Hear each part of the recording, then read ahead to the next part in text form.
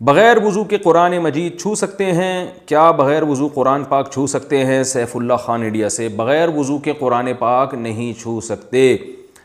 اور ہاتھ میں گلوز پہن کے بھی نہیں چھو سکتے۔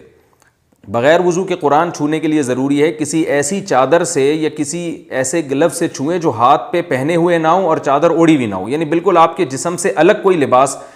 ہوگا یا کوئی کپڑا ہوگا، اس سے آپ قرآن مجید بغیر وضو بھی چھو سکتے ہیں۔ جیسے آپ نے گلوز اتار لیے، اب اتارنے کے بعد ان گلوز سے آپ قرآن پکڑ لیں تو یہ جائز ہے، کیونکہ جب آپ کوئی چیز پہن لیتے ہیں تو وہ آپ کی باڈی کا حصہ بن جاتی ہے، اس کو عرف میں یہی کہا جاتا ہے کہ آپ نے اس چیز کو براہ راست چھوا ہے، تو اس لیے جو باڈی سے الگ لباس ہے اس کے ذریعے آپ قرآن مجید کو چھو سکتے ہیں۔ اگر وہ باڈی پہ پہنا ہوا لباس ہے تو پھر بغیر وضو آپ اس لباس کے ہوتے ہوئے بھی قرآن مجید کو نہیں چھو سکتے، کیونکہ قرآن میں صاف طور پہ اللہ کا ارشاد ہے لا یمسہ الا المطہرون، اسے پاک لوگ ہی چھو سکتے ہیں، اور طہارت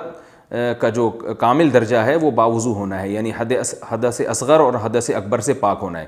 تو طہارت اسی کو کہتے ہیں۔ بعض لوگ کہتے ہیں اس کی کوئی دلیل نہیں ہے کہ مطہرون میں یہاں مراد جو ہے وہ